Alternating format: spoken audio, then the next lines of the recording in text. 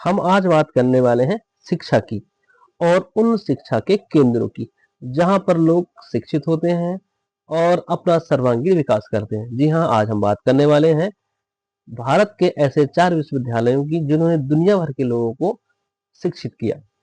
और वो 4 विश्वविद्यालय हैं तक्षशिला, नालंदा, विक्रमशिला और वल्लभी विश्वविद्यालय। तो सबसे पहले मैं बात करूंगा तक्षशिला विश्वविद्यालय की।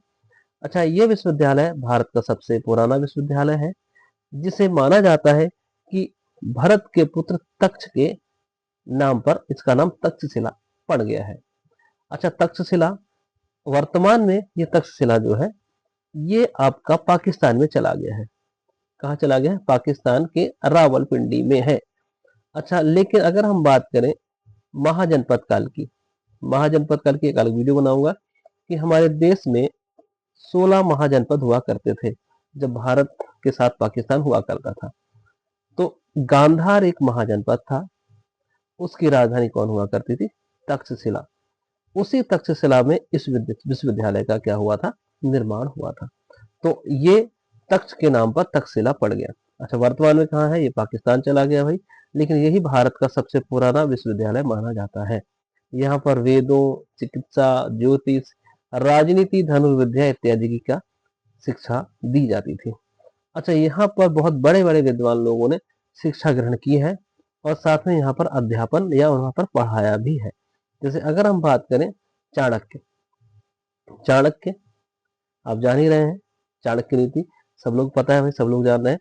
तो चाणक्य के अलग अलग नाम पता ही है आपको, विष्णुगुप्त, ठीक, विष्णुगुप्त, कौटिल्य, ये सब किसके नाम है? ये चाणक्य के नाम है। और इनकी जो पुस्तक है अर्थशास्त्र, ठीक है, वो राजनीति की बहुत ही उत्कृष्ट किताब मानी जाती है। अच्छा, अगर हम बात करें पाणिनि की, तो पाणिनि की जो अष्टाध्यायी है, इनके बारे में हम सबके बारे में वीडियो बनाएंगे। हाँ, पाणिनि की जो अष्टाध्यायी है, माना जाता है कि संस्कृत व्याकरण की पहली किताब है। ऐसे ही जीवक एक राजवैद्य थे और चरक, चरक संहिता, जिन्होंने चिकित्सा के ऊपर क्या लिखी है? किताब लिखी है। तो इतने बड़े बड़े विद्वान कहाँ पर पढ़ रहे हैं भाई? तक्षशिला में पढ़ रहे हैं। अच्छा, चाणक्य के बारे में जान ही रहे हैं, इन्होंने मौर्य वंश की संस्थापना में बहुत हेल्प किया है, बहुत ज्यादा, ठीक। अच्छा, लेकिन ये विश्वविद्यालय तक्षशिला विश्वविद्यालय हूणों हूणों ने क्या कर दिया? इसे नष्ट कर दिया। अच्छा, हम हूणों के ऊपर भी वीडियो बना देंगे, हूणों के ऊपर तो नहीं बनाएंगे, लेकिन गुप्त काल के ऊपर बनाएंगे। तो हूण जो है वो गुप्त काल के बिल्कुल एंड में आएंगे। गुप्त काल, गुप्त काल जब खत्म होने वाला होगा तो उस समय हूण विदेशी आक्रमणकारी आएंगे और हूण का जो नायक है कौन? तोरमाड़। उसने इसको तोड़ मरोड़ दिया, या मैं कहूँ इस तक्षशिला को नष्ट कर दिया। तो यहाँ का जो मैं कहूँ कि तक्षशिला का इतिहास इसने बर्बाद करके रख दिया। तो हम बात कर रहे हैं किसकी? सबसे पहले तक्षशिला की। तक्षशिला को देख लीजिएगा, सबसे पुराना विश्वविद्यालय है, ठीक है। गांधार जो कहाँ है? पाकिस्तान में चला गया है, वहाँ की राजधानी तक्षशिला में था।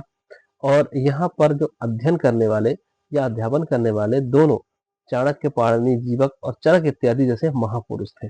और इसको नष्ट करा है हूणों ने, जो कि गुप्त काल के एंड में आते हैं। अब देखिए, मैं कह रहा हूँ कि गुप्त काल, अब पुराना भी प्रूव हो जाता है कि गुप्त काल जब एंड हो रहा है तो इस विश्वविद्यालय को नष्ट कर दिया गया। अब मैं कह रहा हूँ कि गुप्त काल में दूसरा विश्वविद्यालय नालंदा विश्वविद्यालय बना है, तो काफी समय के बाद बना है। अच्छा, गुप्त काल के जो शासक हैं कुमारगुप्त प्रथम, उन्होंने बिहार में, अब दो दो डेट मिली है मेरे को नेट में, ठीक है, 427 ईस्वी या 415 से 455 ईस्वी के बीच इस विश्वविद्यालय का क्या करा है? निर्माण करा है। अच्छा, ये पहला आवासीय विश्वविद्यालय माना जाता है। आवासीय समझ लो हॉस्टल है, यहाँ पर काय की सुविधा थी? हॉस्टल की सुविधा थी। तो पहला आवासीय विश्वविद्यालय जिसने लगभग 800 वर्षों तक शिक्षा दी और अंतरराष्ट्रीय केंद्र बना रहा शिक्षा का। बहुत बड़ा विश्वविद्यालय, सबसे फेमस विश्वविद्यालय या मैं कहूँ प्रसिद्ध विश्वविद्यालय कौन है? नालंदा विश्वविद्यालय है। अच्छा, यहाँ पर बौद्ध, चिकित्सा, तर्कशास्त्र, गणित इत्यादि की पढ़ाई होती थी और जहाँ पर लगभग दुनिया भर के 10,000 विद्यार्थियों ने क्या करी? शिक्षा प्राप्त की और लगभग 2,000 शिक्षकों ने यहाँ पर क्या किया? अध्यापन किया। अगर हम बात करें कि हाँ सॉरी, कि पाल वंश के समय ये अपने टॉप पर पहुंच गया। अच्छा, इसे नष्ट कर दिया किसने? 12वीं सदी में बख्तियार खिलजी ने, ठीक। 1193 में बख्तियार खिलजी एक विदेशी आक्रमणकारी तुर्की आक्रमणकारी था, जिसने उसने क्या कर दिया, इसको नष्ट कर दिया। अच्छा, यहाँ पर चीनी यात्री ह्वेनसांग, ठीक, चीनी यात्री ह्वेनसांग ने क्या करी, यात्रा करी, और जिसे यात्रियों का क्या कहा जाता है, राजकुमार भी कहा जाता है। उनकी पुस्तक का क्या नाम है, सी यू की। अच्छा, ह्वेनसांग यहाँ पर कितने महीने रहा, तो ह्वेनसांग यहाँ पर लगभग कितने महीने रहा, 18 महीने रहा, ठीक। और जब ये यहाँ पढ़ रहे थे तो यहाँ का जो कुलपति कौन है, उस समय सीलभद्र हुआ करता था, ठीक है। तो 18 महीने रहा है यात्रियों का राजकुमार कौन, ह्वेनसांग, ठीक है। तो ह्वेनसांग यात्रियों का राजकुमार कहलाता है। अच्छा, जो ह्वेनसांग है ये एक चीनी यात्री था जो हर्ष के काल में यहाँ पर आया। अच्छा, हर्षवर्धन एक बहुत बड़ा शासक है, या मैं कहूँ कि आखिरी बड़ा हिंदू सम्राट कौन है, हर्षवर्धन, इसने पूरे उत्तर भारत को अपने अधिकार में रखा, ठीक है। तो अब हम बात करें कि देखो, कुमारगुप्त ने नालंदा विश्वविद्यालय बनाया जो 800 सालों तक लगभग शिक्षा देते रहा। लेकिन ये बख्तियार खिलजी ने क्या कर दिया, इसको नष्ट कर दिया। अब ये तो नष्ट हो चुका था, लेकिन वर्तमान में इसे दोबारा से स्थापित करा गया है। संसद के अधिनियम 2010 के द्वारा इसका रिनोवेशन किया गया और 2014 से यहाँ पर क्या हो गया है, अध्यापन शुरू हो गया है, ठीक है।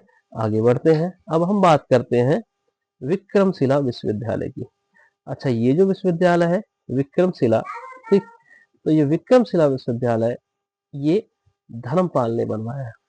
अच्छा, अब बात करें धर्मपाल की, तो ये पाल वंश के सबसे प्रतापी राजा है, कौन, धर्मपाल। तो भाई हम इनको अलग से देखेंगे। अच्छा, जैसे हम मानते हैं कि हर्षवर्धन की जब मृत्यु हो जाती है तो उस समय उत्तर भारत में ऐसी कोई पावरफुल शक्ति नहीं रहती जो क्या कर सके, उतनी बड़ी सत्ता को हैंडल कर सके। तो इस समय एक त्रिपक्षीय संघर्ष हो जाता है, त्रिपक्षीय संघर्ष, जिसके बारे में एक अलग से वीडियो बनाऊंगा। उसमें पाल शासक धर्मपाल उस युद्ध में क्या हो जाता है, शामिल हो जाता है। तो उस हम देखते हैं पाल वंश, गुर्जर प्रतिहार और राष्ट्रकूट, तीन जो वंश हैं उस त्रिपक्षीय संघर्ष का क्या रहते हैं, हिस्सा रहते हैं, और हर्ष के बचे कुचे राजपाट को संभालने की कोशिश करते हैं, ठीक है। तो पाल वंश का सबसे प्रतापी राजा कौन है, धर्मपाल है। बहुत बड़ा है सवाल कि धर्मपाल ने कौन सा विश्वविद्यालय बनवाया, तो कौन सा, विक्रमशिला विश्वविद्यालय बनाया। अच्छा, ये है कहाँ वर्तमान में, भागलपुर बिहार में। ये सन देख लीजिएगा, ठीक है।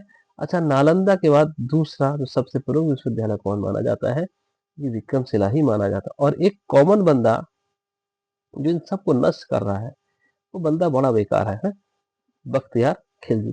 इसको भी उसने क्या कर दिया, 1203 में नष्ट कर दिया।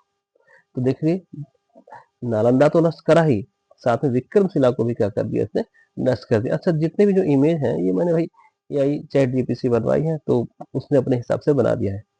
तो अब हम देख रहे हैं कि अच्छा, एक चीज और बता देते हैं कि स्नातकों को, जो यहाँ से स्नातक होते थे उस समय, पाल राजा उनको पंडित की क्या दिया करते थे, उपाधि दिया करते थे।